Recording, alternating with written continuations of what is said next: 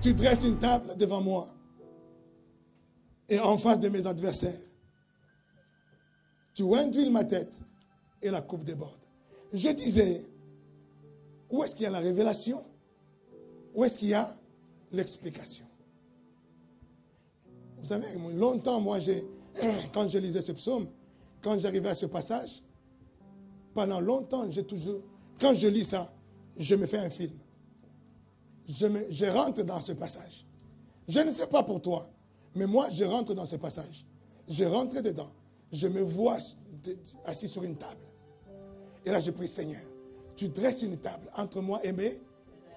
Tu induis ma tête. Et là, je me vois une huile qui tombe sur moi. Et mes adversaires en face. Les gens qui me critiquent. Les gens qui me veulent du mal. Les sorciers de ma famille. Je les vois en face de moi. Il y a une table qui est là. Et moi, je suis assis. Et le Seigneur est en train de me oindre d'huile. Et là, ça déborde. Dieu, tu me oins d'huile. Et là, je suis en train de briller. Tu vois? Je brille de l'huile, l'onction de Dieu devant mes adversaires. Et je suis devant un bon plat. Un bon, comme moi j'aime les steaks. Donc un bon steak. Hein, une bonne entrecôte là, qui est là devant moi. 330 grammes. Et là, je suis là. Je dis, waouh, je suis devant un bon plat de steak d'entrecôte. Et loin d'huile ma tête, je suis en train de briller. Et en face de moi, devant la table, il y a mes adversaires qui sont en train d'avaler la salive parce qu'ils voient que je suis devant un bon steak. Parce qu'il faudra que le truc que je suis en train de manger soit un truc que même mes adversaires, ils aiment bien. Pour qu'ils puissent bien saliver, tu vois. Et ils sont en train de bien... Alors, si mes adversaires, ce qu'ils aiment bien, c'était le couscous. Donc, moi, je suis devant un bon couscous. Mais un bon plat de tagine. Bah, là, je suis en train de manger, là. Mes adversaires en face, là, ils sont en train de regarder. Alors, je m'imaginais comme ça. Quand je disais, non, il dresse devant moi une table en face de mes adversaires, il induit ma tête et ma coupe déborde. C'est ce que je voyais dans ma tête. Je ne sais pas pour toi. Peut-être pour toi, tu ne voyais pas ça. Hein? Toi, peut-être tu avais déjà la révélation. Bon. Moi, ma révélation, c'était ça. Et je me voyais comme ça. Jusqu'au jour où, en essayant de comprendre, en méditant la parole de Dieu, méditer la parole de Dieu, c'est chercher à comprendre le texte, le contexte, le pourquoi et qu'est-ce qu'il veut mettre dedans comme révélation. Et là, dans mes recherches, je comprends. J'ai dit, mais il parle de qui? Il parle de l'Éternel, son berger. Et lui, il se met dans la peau de qui? Il se met dans la peau de brebis. Alors, quand on parle d'une table par rapport à un berger et une brebis, c'est quelle sorte de table? Est-ce que les brebis peuvent s'asseoir sur une table? Et vous en connaissez des tables où les brebis peuvent s'asseoir pour manger et puis déguster un bon plat de salade César royal. Parce que ce sont des herbivores quand même, les brebis. Donc c'est un bon plat Est-ce que vous voyez ce que je veux dire? Alors quand je me pose cette question-là, je me dis non, ça ne colle pas. Ce qu'il est en train de dire, l'Éternel est mon berger, moi je suis une brebis, il dresse une table entre moi et mes adversaires, et moi je me vois assis sur une table. Est-ce que je suis brebis? Sur quel type de table? Elle est ronde, elle est carrée, elle est comment cette table est là? Où je vais m'asseoir? Comme ça ne colle pas dans ma tête, je dis donc c'est le Saint-Esprit est en train de me dire, va chercher, comprends. Parce que ce que tu es en train de voir là, tu vois que ça ne colle pas. Alors je vais chercher, j'essaie de comprendre. Et là, je comprends maintenant qu'au temps de David, les bergers, même pas seulement au temps de David, en hébreu, dans le langage des Hébreux, c'est pour cela que j'ai pris ce passage où, dans le psaume 78, hein, on était en train de lire le verset 19. Ils parlèrent contre Dieu. Psaume 78, verset 19. Ils parlèrent contre Dieu, ils dirent, Dieu pourrait-il dresser une table dans le Dieu désert? pourrait-il dresser une table dans le désert? Alléluia. C'est le même langage qui est utilisé quand il dit, il dresse une table entre moi et mes adversaires. Alors je me dis, mais c'est quoi cette table-là? Parce que c'est le même, en hébreu, c'est le même langage. Alors dans le désert, c'est quel type de table il a dressé dans le désert? Je fouille dans l'histoire des enfants d'Israël. Je ne vois nulle part où Dieu a mis une grosse table où tous les enfants d'Israël étaient assis à cette table-là. Il n'y en a pas. Mais là où il dit, est-ce que Dieu peut dresser une table dans le désert? Et là, tu comprends. Qu'est-ce qu'il veut dire? Qu'est-ce qu'il appelle dresser une table dans le désert? Lis ce qui suit. Voici, il a frappé. Voici. Et des eaux ont coulé. Voici, il a fait quoi? Il a frappé le rocher. Il a frappé le rocher. Et des eaux ont coulé. Ah, ça, c'est une table. Oh, dites amen pour que j'explique. Là, il commence à détailler c'est quoi la table. Eux, ils ont dit, Dieu n'est pas capable de dresser une table pour nous dans le désert.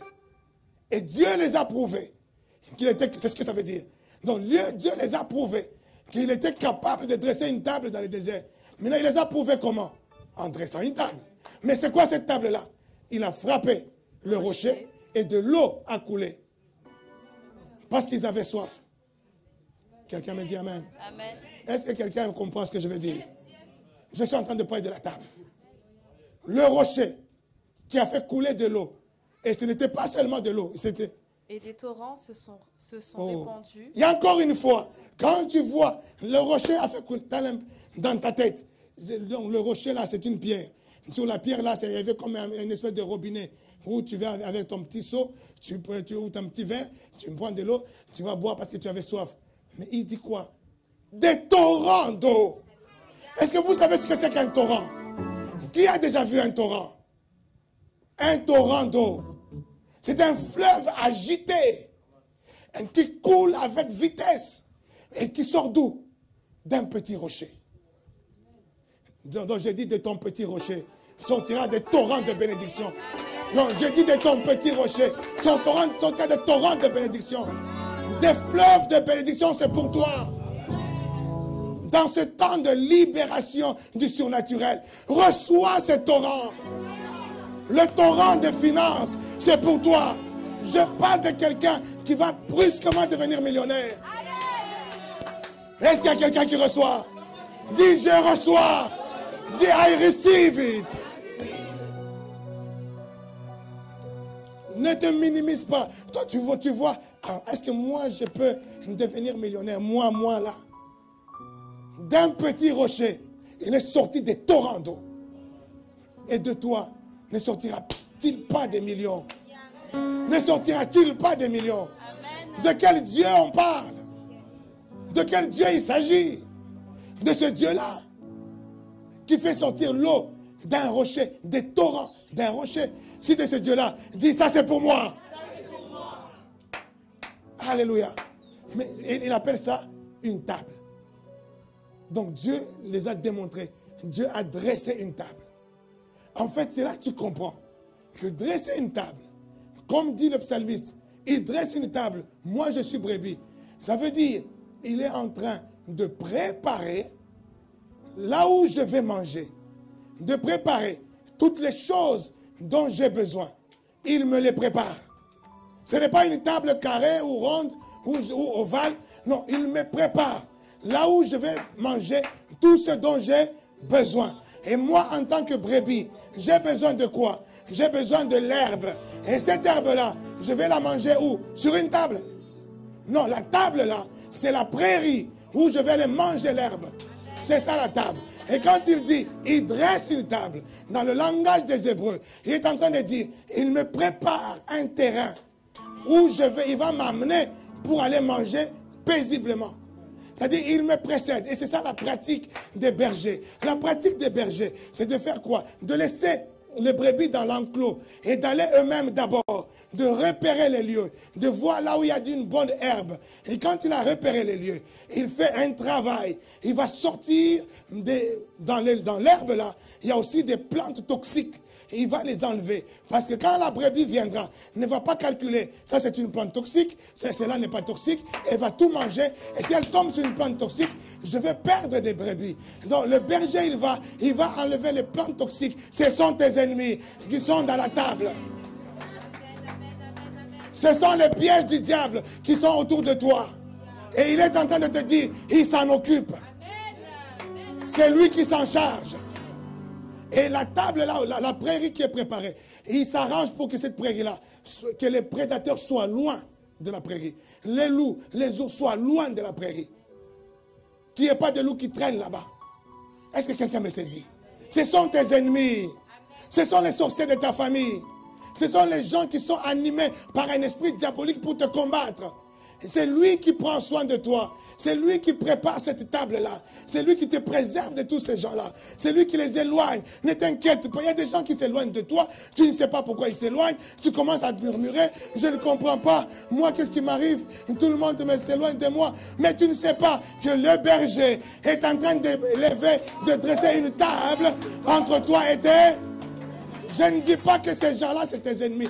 Je dis que l'ennemi peut passer au travers des gens. Mais le problème, c'est que comme l'ennemi peut passer au travers des gens, mais pour éviter que ces gens-là ou cet ennemi-là te touche, il faut éloigner même ces gens-là.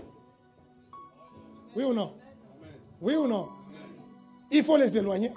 Parce que c'est eux qui se laissent emporter, qui se laissent être le canal pour te combattre. Est-ce que vous comprenez ça? Est-ce que ça se comprend, ça? Il dresse entre moi et mes ennemis une table. Est-ce que vous comprenez ça? Là où est-ce qu'il y a une table là à manger? Elle est carrée, elle est ronde, elle est comment? J'ai dit l'Éternel est en train de préparer des choses pour toi. J'ai dit l'Éternel est en train de préparer des choses pour toi. Pourquoi tu ne me donnes pas un bon amen? Éphésiens 2:10. Et Éphésiens 2:10, il nous dit quoi? Dieu a préparé son ouvrage, vas-y. ayant été créé. Il dit tu es son ouvrage. Est-ce que je parle à un ouvrage de Dieu? Est-ce que je parle à l'ouvrage de Dieu? Amen. Vous savez c'est quoi un ouvrage? Le terme ouvrage est utilisé pour un objet d'art. L'objet d'une passion. Donc quelque chose qui est fait avec passion, avec amour. C'est mon ouvrage. Quelqu'un me dit amen. Quelqu'un me dit amen. La tour Eiffel, c'est l'ouvrage des Français. Donc les Français sont fiers de leur tour Eiffel. Même si ce n'est qu'un morceau de ferraille, mais ils sont fiers de ça. C'est leur ouvrage. Bien que c'est l'ouvrage de Eiffel, mais c'est devenu l'ouvrage de tous les Français. Mais Dieu est en train de dire, vous êtes qui? Vous êtes qui? Oh, est-ce que quelqu'un peut donner un bon amen à ce Dieu? Donc tu es l'objet de sa passion. Tu es l'objet de son amour. Il a mis tout son amour pour te créer, pour te fabriquer.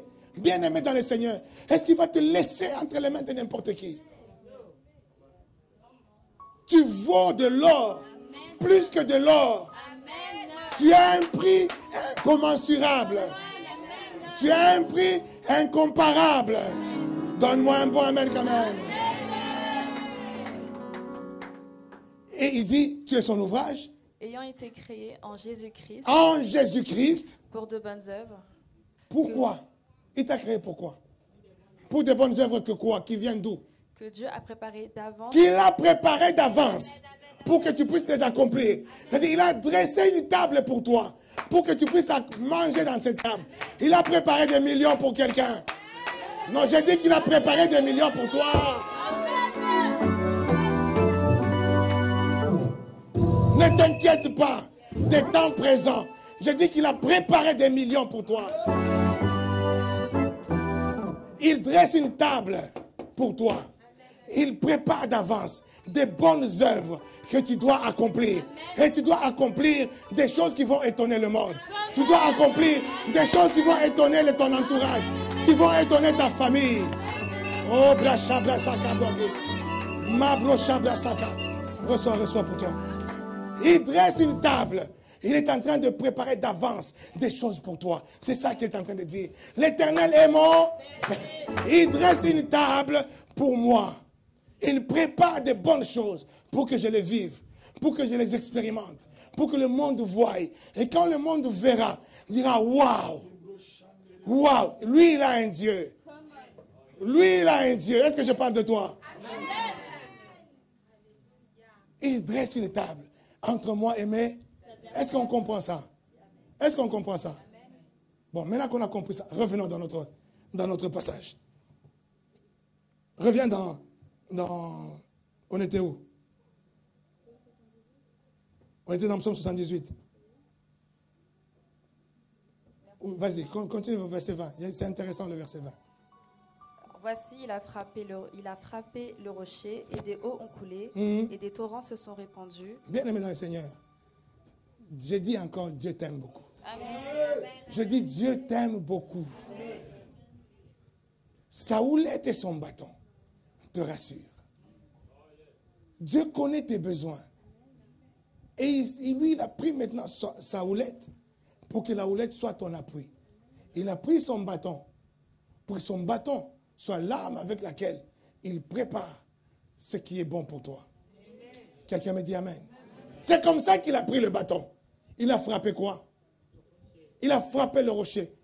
Et quand il frappe le rocher, il est en train de faire quoi? De dresser une table pour toi. Quelqu'un me dit Amen. Et quand il a frappé le rocher, qu'est-ce qui s'est passé? La soif que tu avais est finie. La pauvreté que tu avais est finie. Quelqu'un dit avec moi, c'est fini. Le célibat qui te dérangeait, dis avec moi, c'est fini. La maladie qui te tourmentait, dis avec moi, c'est fini. Alléluia. Il frappe le rocher pour que tout ce dont tu as besoin, les choses qui te tourmentaient soient finies. Mais ce rocher-là, c'est qui? Ce rocher-là, c'est quoi? C'est Jésus. Il a frappé Jésus pour que tu n'aies plus de problèmes. Il a frappé Jésus pour que tes soucis, c'est fini. Je te parle de l'évangile. Quand je parle de Jésus, je sens comme des fourmis. Je sens comme si j'ai envie de sauter. J'ai envie de bien aimer.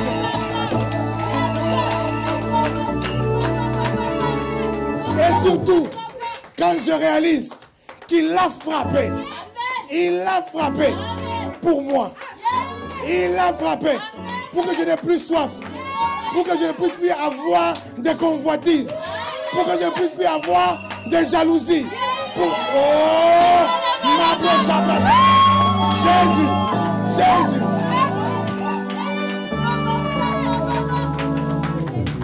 Toutes ces choses au nom de c'est ça, bien-aimé dans le Seigneur. Il a frappé Jésus pour moi. C'est-à-dire, quand on dit, tu dresses une table entre moi et mes adversaires, il était en train de te préparer un Jésus. Et c'est en Jésus qu'aucun adversaire ne peut te toucher. En Jésus, tu ne manqueras de rien. En Jésus, tu n'auras aucun souci. En Jésus, tu n'as peur de rien. Je suis dans la tribu de Jésus. Quelqu'un dit, je suis dans la tribu de Jésus. Je suis dans la famille de Jésus. Personne ne peut me toucher. Personne ne peut m'enlever. Alléluia. Acclame Jésus.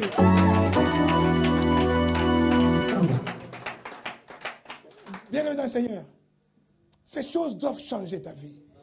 Ces choses doivent t'amener à devenir quelqu'un de léger. Tu n'es plus lourd. Même quand tu n'as pas tout ce que tu veux, mais tu vois l'avenir. Et que tes yeux s'ouvrent. Je parle des yeux spirituels, ça s'ouvre. Quand tes yeux s'ouvrent, tu verras Jésus. Et quand tu vois Jésus, il n'y a aucun mal qui va t'atteindre. Quand tu vois Jésus, il n'y a aucune douleur qui va te tourmenter. Parce que tu vois Jésus comme le diacre Étienne. Tu le vois. Tu le vois dans tes soucis. Et tu vois la croix et la puissance de la croix. Et ça devient ton appui. Ça devient ton soutien. Bien-aimé dans le Seigneur, que cet autel-là soit ton soutien. Parce que cet autel représente Jésus. On ne prêche rien d'autre ici que Jésus. Jésus plus 0 égale tout. C'est ce que nous prêchons ici. Jésus plus. Il n'y a pas Jésus avec un peu de loi. Jésus avec un peu de démons. Jésus avec un peu de sorciers. Non, ici on prêche que Jésus et Jésus seul. Là, c'est l'autel de Jésus. C'est le lieu de Jésus. Moi-même, quand je vois que ça, il y a des choses qui commencent à me tourmenter. Je cours vite la nuit. Je viens ici. Je passe même 1 heure du temps ici, sans personne. Je me couche là. Je dis, ça c'est mon appui. Je dis, ça c'est mon appui. Je n'ai pas d'autre appui. Les gens me critiquent à gauche, les gens me critiquent à droite. Je regarde, ça veut me toucher mon cœur. Je veux m'énerver. Je dis, Seigneur, mon âme est en train de se tourmenter. Qui peut apaiser mon âme? Je cours vite vers mon appui. Je viens là. Et je viens là, je m'appuie là.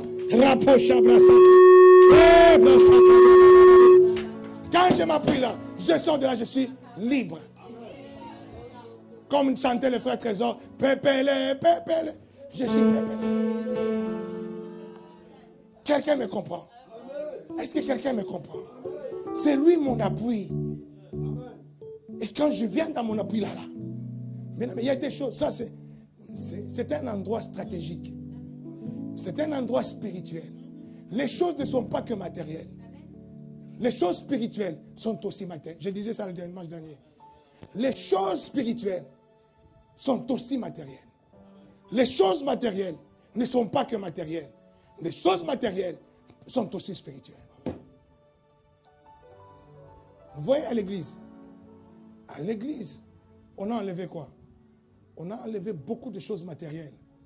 À cause de quoi? À cause du catholicisme. Quand les gens ont été contre les catholiques, ils commencent à enlever tout. Ça, c'est le vent du protestantisme évangélique et tout le reste. On commence à tout enlever. Et c'est là qu'on a vu que les pasteurs ne mettent même plus des toges. Parce que pourquoi ils disent, ah, les catholiques mettaient des toges, les catholiques c'est des sorciers, c'est des occultistes. Arrêtons un peu. Soyons humbles. Est-ce que vous me comprenez? Soyons humbles. Ces choses-là, c'est ça qui a enlevé le surnaturel dans l'église. Le fait de se dépouiller des choses matérielles, ça a enlevé le surnaturel. Je disais le dimanche dernier, pourquoi le Seigneur Jésus, pour ouvrir les yeux d'un aveugle, il a dû prendre la boue, il a craché dedans, et il a mis sur le visage, sur les yeux de la personne. Et la personne a vu. Pourquoi est-ce qu'il est obligé de faire ça? Mais la boue là, c'est ça qui a fait passer les yeux de la personne du naturel au surnaturel. En créant la guérison surnaturelle. Pourquoi Dieu a dit à Moïse, prends ton bâton, lève ton bâton pour que la mer s'ouvre. Moïse ne pouvait pas simplement dire, mer, ouvre-toi. Mais pourquoi il fallait utiliser le bâton? Dieu s'appuie dans le monde spirituel. La chose qui nous ouvre la porte du surnaturel. Dieu met souvent des choses matérielles pour ouvrir la porte du surnaturel. C'est comme ça on voit le bâton de Moïse qui ouvre la porte du surnaturel. On voit le manteau d'Élie qui ouvre la porte du surnaturel dans le Jourdain. Le Jourdain s'ouvre parce qu'il a frappé avec son manteau. Il n'a pas dit seulement ouvre-toi, mais il a fallu frapper avec le manteau. Les choses matérielles, Dieu les utilise comme des éléments surnaturels. Pour toi qui crois, pour toi qui as foi, toi qui connais que mon Dieu, je ne peux pas le limiter à ma compréhension. Je ne peux pas le limiter à mon radicalisme. Je ne peux pas le limiter au fait que moi je suis cartésien. Non, moi je suis scientifique. Moi je suis quelqu'un de... voilà, il y a des choses qui se passent, c'est pas normal. Mais des choses que toi tu ne vois pas normales, c'est là que le Seigneur a craché. Et il a mis dans les yeux. Pour que tu vois que sors de ce qui est normal. Parce que moi je vais t'amener dans le surnaturel. Deux fois le surnaturel. Il s'appuie sur des choses qui sont incompréhensibles. Est-ce que quelqu'un me comprend? Oui, je suis en train de parler prophétiquement. Et je suis en train de parler des actes prophétiques qui te font rentrer dans le surnaturel. Je disais le dimanche dernier, je dis quand l'Esprit me dit, frère, Sonny, lève-toi. Si tu es obéissant, tu vas te dire, je ne sais pas pourquoi il me dit, lève-toi. Et puis je te dis, assis-toi, tu t'assois. Après je passe à autre chose. Tu vas dire, mais attends, il se moque de moi. Oui ou non? Tu vas dire, il se moque de moi. Mais si tu comprends que ce que je suis, je peux faire, surtout quand je suis dans ce carré-là. Je suis sur l'autel, et sur l'autel, je suis en train de me servir de l'autel pour prophétiser. Et quand tu comprends que les choses que je dis du haut de cet autel, ce sont des choses qui peuvent paraître absurdes, mais des choses qui peuvent ouvrir le surnaturel dans ta vie. Là, tu vas te lever, parce qu'il dit, lève-toi, assis-toi, tu t'assois. Reçois cela au nom de Jésus. Reçois le surnaturel. Ce n'est pas des blagues.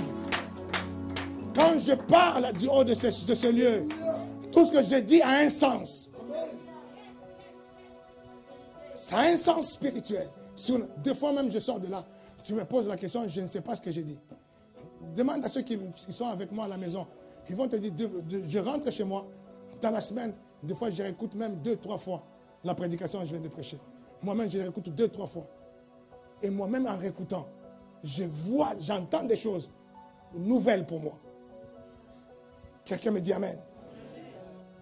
Je sais que j'ai préparé des choses. Mais quand je libère, il y a des choses que je libère que je ne savais même pas. Et quand je rentre à la maison, je dis, waouh, j'avais dit ça. Waouh. Moi-même, je note. Alléluia. Mais c'est ça le surnaturel. Il s'appuie sur des choses matérielles. Quand tu vois dans des églises, je suis en train de prêcher, les gens venir donner l'argent. Mais c'est des gens qui commencent à comprendre. Ou dans des gens qui comprennent que ce lieu-là, c'est un lieu déclencheur du surnaturel. Je peux ramener mon 10 euros. Ce 10 euros, je l'amène avec foi. Je suis en train de l'amener sur mon appui, sur mon soutien, et j'ouvre une porte avec ça. J'ouvre une porte du surnaturel avec ça. Mais quelqu'un là qui te suit sur Internet, qui lui ne connaît même pas c'est quoi une bergerie, il va dire, ils sont vraiment voilés. Ils sont entre les mains des escrocs. Ça, c'est des escrocs. Bien, dis, ce n'est pas mon problème. Dis, c'est ma vie. Est-ce que j'ai donné ton argent? Alors, il y a des gens bizarres. Est-ce que quand toi tu donnes là, c'est son argent? Il y a des gens bizarres. Toi, tu donnes ton argent, mais c'est lui qui a mal. Oh, c'est terrible, hein? Est-ce que vous comprenez ça? Bien aimé dans le Seigneur, le berger, Jean 10 est en train de dire, je suis le bon berger. Et le bon berger, il fait quoi? Il donne sa vie pour ses brebis. Alléluia. Le bon berger, il donne sa vie pour qui? Ça veut dire le bon berger, il dit, moi en tant que bon berger, je prends les coups.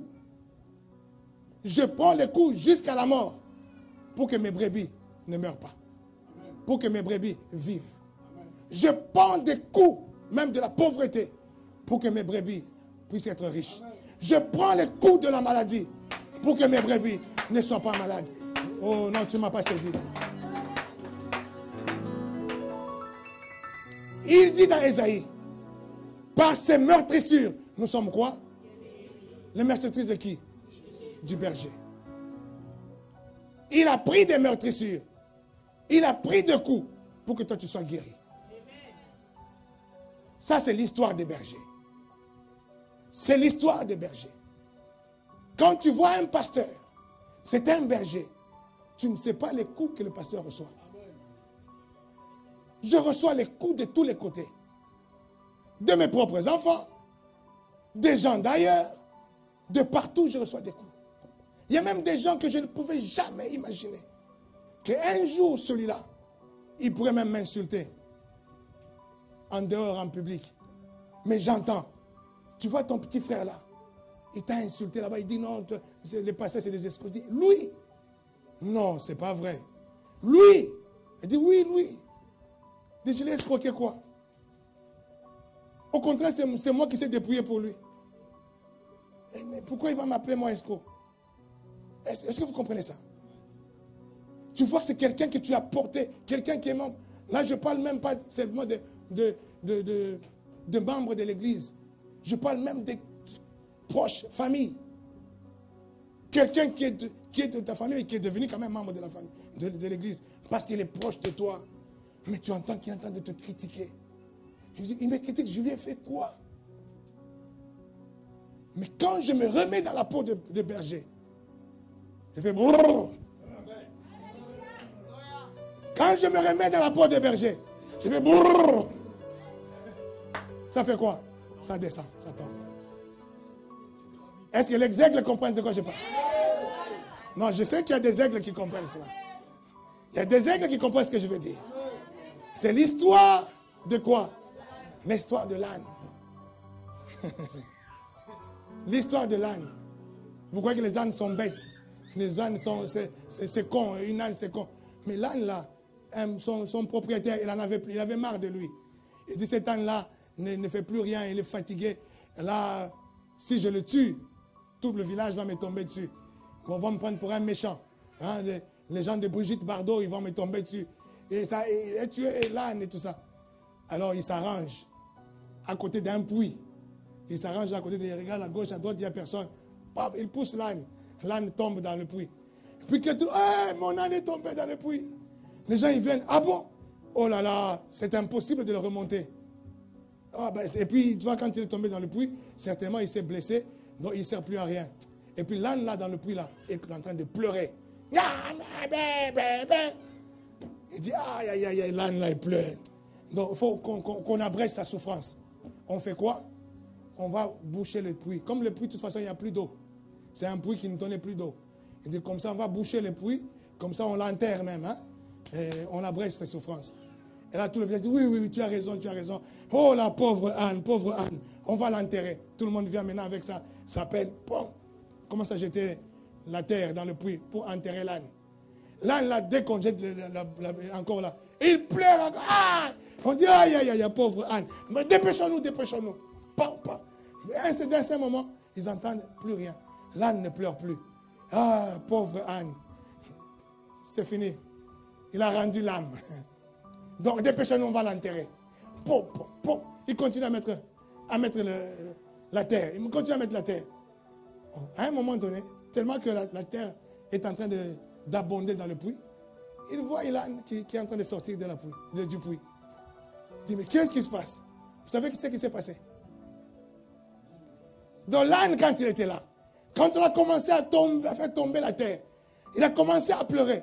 Et puis l'âne, tout bêtement, il a compris que quand la terre tombe sur son dos là, il fait brrr, la terre tombe à côté. Après l'âne, il monte sur la terre. Il jette encore, brrr, ça tombe à côté. Et il monte sur la terre. Il jette encore, brrr, ça tombe à côté. Il monte. Au fur et à mesure qu'il jetait la terre, l'âne montait sur la terre. L'âne montait sur la terre. Et la terre montait, bouchait le trou. Et l'âne est sorti du trou. Quelqu'un me dit amen. Je suis en train de parler de toi. On te critiquera. Laisse tomber, fais comme ça. On parlera du mal de toi. Bouge seulement. Ne suis pas cela. Ne pleure pas.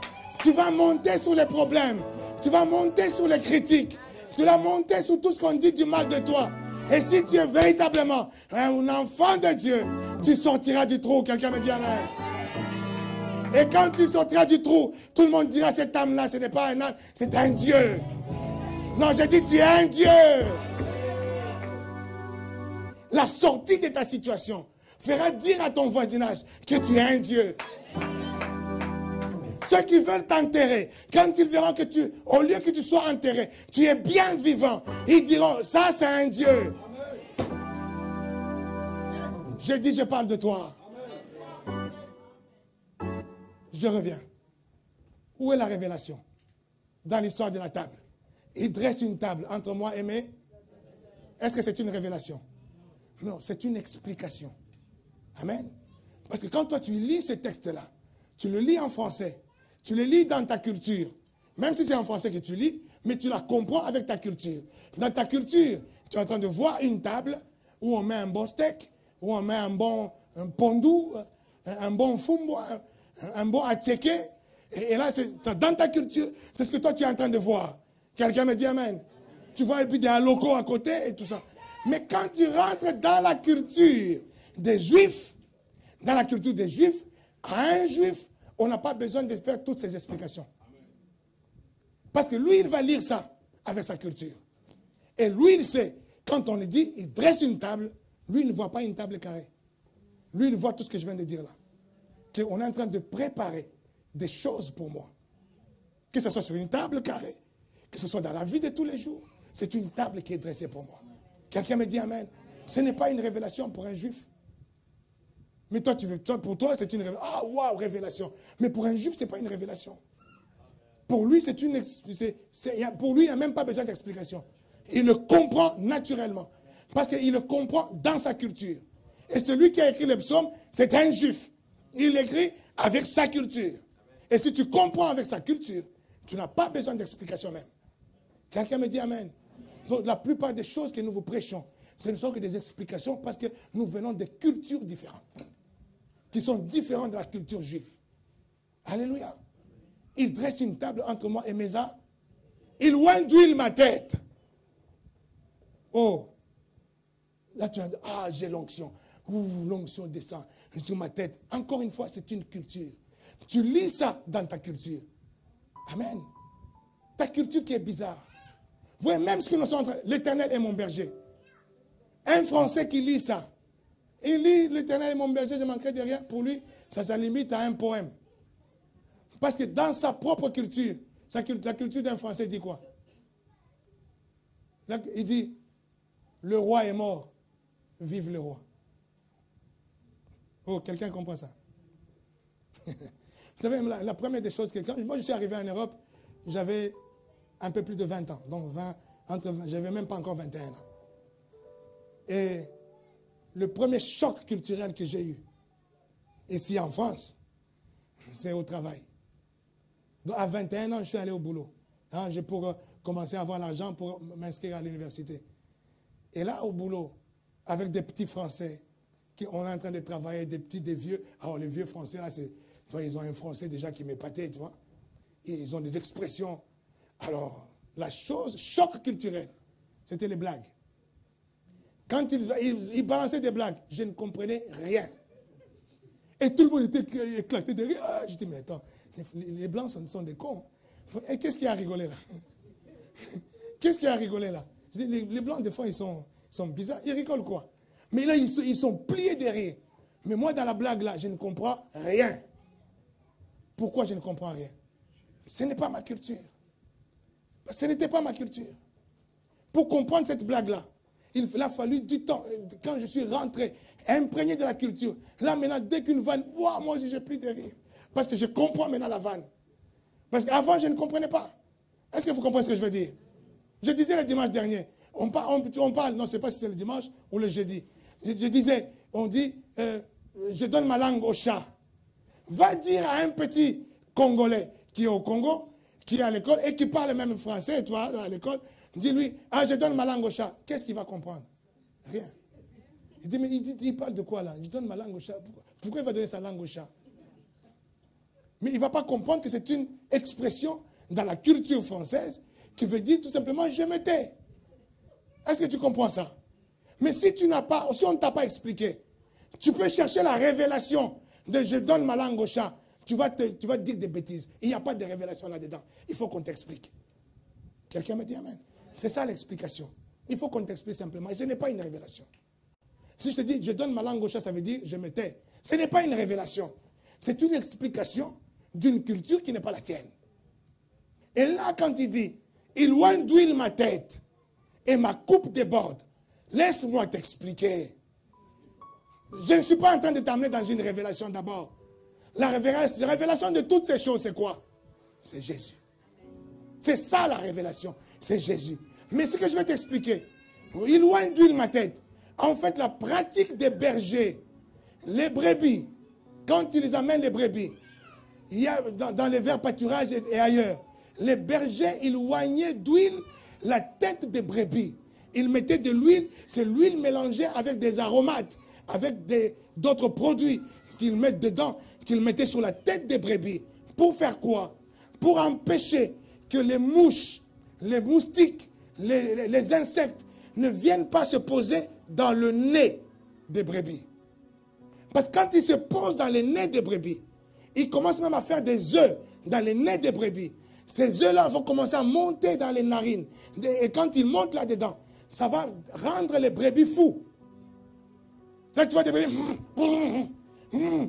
Est-ce que vous n'avez jamais vu même les vaches, tout ça, avec des mouches qui traînent au-dessus de nous? Vous n'avez jamais vu ça?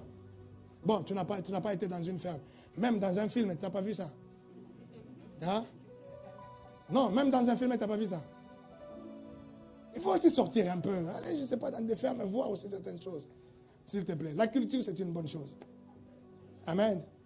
Il faut cultiver le général. Culture générale. C'est une blague. Mais ça, maintenant, cette blague-là, par exemple, quand je sors cette blague-là, un Français ne comprendra rien. Parce que c'est une blague purement congolaise. Culture, j'allais dire cultiver le général. Là, les Congolais, ils comprennent. Mais les Blancs, ils ne comprennent pas ce que je veux dire. Il y a besoin simplement d'explication. Ce n'est pas une révélation.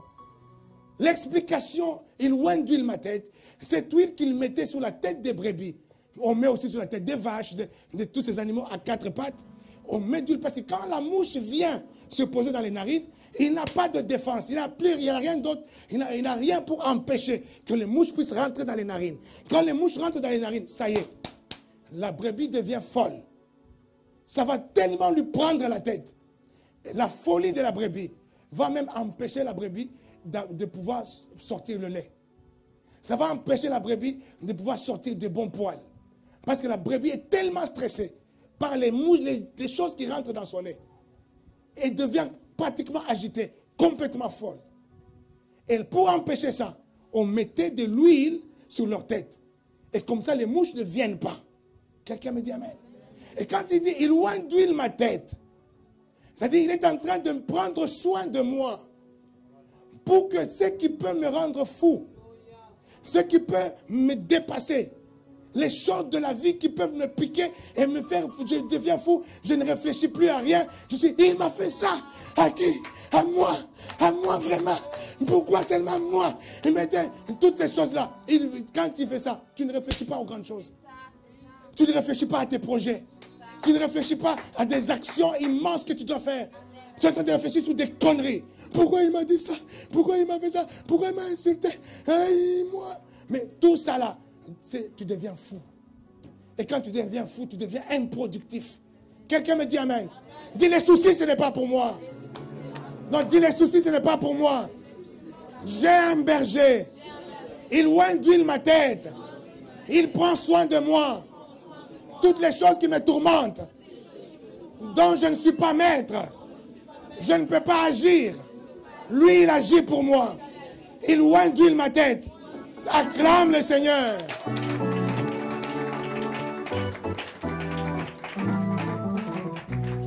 Où est la révélation là-dedans?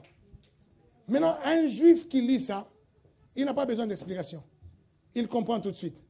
Il sait que non, quand il dit il oint d'huile ma tête, moi en tant que brebis, donc ça dit il est en train de me mettre l'huile là pour que les mouches ne rentrent pas dans mon nez. Et c'est quoi les mouches? C'est quoi les mouches maintenant pour nous? Là peut-être c'est maintenant la révélation. Matthieu.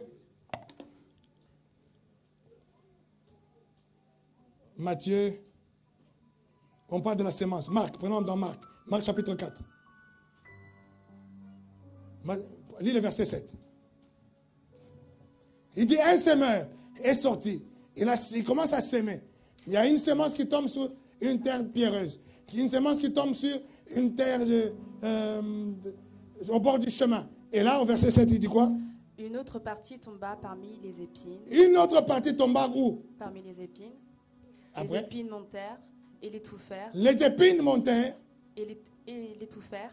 Et elle ne donna point de fruits. Elle ne donna point de... Une autre, c'est-à-dire, il est en train de dire quoi? Les mouches viennent. Ils montent sous tes narines.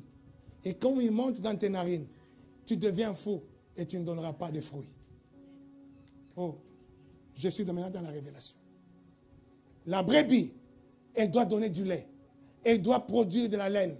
Mais quand les mouches rentrent dans ses narines, les insectes rentrent dans ses narines, la rendent folle, elle devient improductive. Elle ne donnera plus de lait. Parce que tout son corps devient troublé par l'inquiétude, par l'occupation de ces choses étrangères qui viennent rentrer dans sa tête. Oh. Et maintenant, il est en train de nous révéler, en parlant de la sémence. Il dit, la sémence, c'est quoi? C'est la parole de Dieu. Là, verset 17 maintenant. 18, verset 18. D'autres reçoivent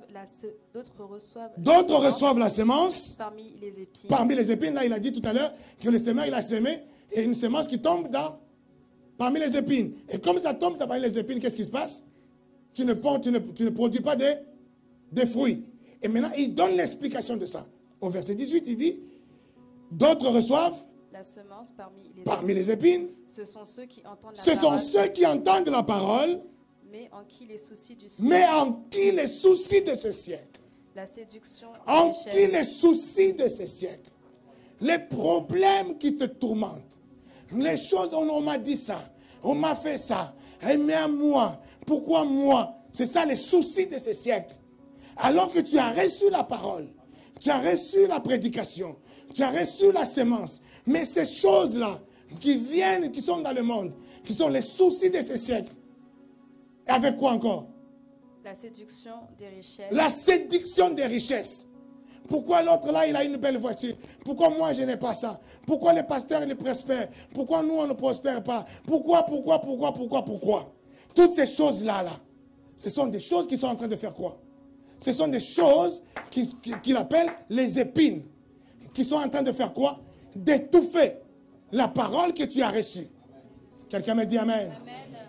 Quelqu'un me dit Amen. Amen. Finis d'abord, finis ça. Et l'invasion des autres convoitises. L'invasion des autres convoitises. Vous voyez que c'est parallèle. Nous sommes en train de parler de, il a oint d'huile ma tête et ma coupe. Nous sommes en train de dire, il est en train de mettre une huile sur la tête des brebis. Pour empêcher quoi? Pour empêcher que les insectes, les éléments étrangers viennent rentrer dans sa tête et qu'ils puissent les perturber. Et là, il dit, il oint d'huile ta tête. Pour que tu fasses quoi? La parole, la sémence qu'il te donne. Il y a une onction dans le cadre de la bergerie. Une onction dans le cadre de l'église locale. Quand tu es dans l'église locale, la houlette et le bâton te rassurent, te protègent, te donnent la paix. Quand il te protège, il te donne la paix. Il est en train de garantir, de sécuriser la parole que tu as reçue. Afin que même quand tu auras des soucis de ce monde, ces soucis-là ne t'étouffent pas, ne puissent pas te rendre improductif. Et l'huile qui est sur ta tête, c'est l'évangile de la croix qui est une puissance. L'évangile de la croix, l'évangile de Jésus. C'est-à-dire quand tu as la révélation de Jésus, cette révélation devient comme une huile qui est sur ta tête, qui fait que la parole là, tu vas l'entendre correctement. Mais quand je te prêche pas Jésus, quand tu veux que je te prêche le mariage, tu veux que je te prêche la prospérité, tu veux que je te prêche je ne sais pas quoi, mais je ne te prêche pas Jésus, je ne suis pas en train de oindre d'huile ta tête. Et là, tu auras tous les soucis du monde. Dès qu'ils se présentent, ils vont rentrer dans ta tête et ça va étouffer toute la parole que je t'ai prêchée. Là, je suis dans la révélation. Là, maintenant, c'est Jésus. Mais quand je dis que non, l'oindre d'huile la tête, c'est l'huile qu'on oignait les brebis pour empêcher... Ça, ce n'est pas une révélation. Ça, c'est une explication. Quelqu'un me dit Amen. Il oint d'huile ma tête. Ma coupe déborde. Donc, je n'aurai point de soucis. Je n'aurai point de tourments. Je n'aurai point de choses qui vont tourmenter mon cœur. Et comme il n'y a rien qui tourmente mon cœur, je serai productif. Je produirai des choses glorieuses qui vont égayer tout mon entourage. Que les gens peuvent venir boire à moi. Les gens peuvent venir manger au travers de moi. Des gens seront bénis au travers de moi. Quand j'aurai enlevé les soucis de ma vie, quand j'aurai retiré les soucis de ma vie. Mais je peux te dire ça, bien-aimé dans le Seigneur. Je dis retire les soucis, mais ce n'est qu'un discours. Mais comment retirer les soucis? C'est là le vrai problème. Comment retirer les soucis? Mais c'est réaliser Jésus dans ta vie. Réalise Jésus qui est ton berger. Réalise que j'ai un berger. C'est mon Jésus. Je ne comprends rien, c'est normal. Mais ma compréhension, c'est que c'est Jésus qui est devant moi. Je ne comprends pas pourquoi ça m'arrive. C'est pas grave. Mais tout ce que je sais, Jésus est au devant de moi. Jésus est avec moi. Jésus est au derrière de moi. Jésus est mon berger. Jésus est ma houlette. Jésus est mon bâton. Jésus est tout pour moi. Et quand je réalise ça, je suis en train de retirer tous les soucis de ma vie. Je n'en voudrais à personne. Quelqu'un me combat. Au contraire, j'ai pitié de toi. Je sais que tu es en train de me tendre un escalier pour que je puisse faire quoi? Je puisse monter. Oh, je risque même de t'acclamer. Toi qui es en train de me chercher des problèmes. Je risque même de t'applaudir et de te dire merci. Toi qui es en train de me combattre. Est-ce que je parle à quelqu'un? Non, je parlais de moi. Non, je parlais de moi. Moi, tu me fais du mal. Bravo. Je t'acclame. Moi, tu parles de mal de moi. Je t'acclame. Parce que tu es mon escalier. Oh. Non, parce que tu es mon ascenseur. Là où j'allais même mettre des muscles pour monter, Non, tu es en train de m'étendre vraiment l'ascenseur. J'appuie seulement sur le bouton. Pff. Je parle de ta vie. Je suis en train de te dire comment tu vas exploser. Je suis en train de te dire comment tu vas monter. Ton appui, c'est Jésus. Ton appui, c'est Jésus. Et loin d'huile ma tête. Ma coupe, je n'ai plus de soucis. Je n'ai plus de problèmes. Et je deviens productif. Les millions, c'est pour moi. La bénédiction, c'est pour moi. Là où on va me faire croire que je ne suis pas béni. Moi, je regarde Jésus. Je vois la bénédiction. On va me faire croire que je ne me marierai pas. Je vois Jésus. Je vois le mariage. On va me faire croire que je serai pauvre. Je vois Jésus. Je dis, je suis riche. On va me faire croire que tu es malade. Je vois Jésus. Je dis, je suis béni. Je suis guéri. Au nom de...